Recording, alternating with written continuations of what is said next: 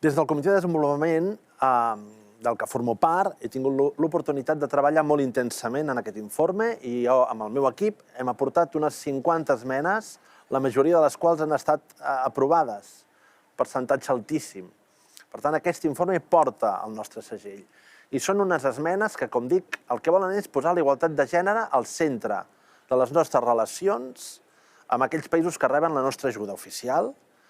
on sovint les desigualtats de gènere són especialment flagrants. Us explico algunes de les propostes concretes que s'han recollit en aquestes esmenes.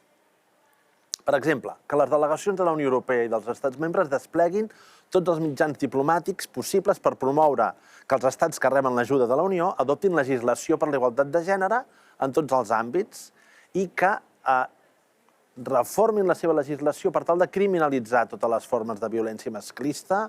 i per assegurar que la normativa processal penal d'aquests estats tingui en compte l'especial vulnerabilitat de les víctimes de la violència masclista. Una altra parla de treballar amb els estats que reben aquestes ajudes de la Unió Europea per incloure l'educació sexual integral als seus plans nacionals d'educació i per garantir l'accés als mètodes de contracepció per a totes les dones, joves i adolescents.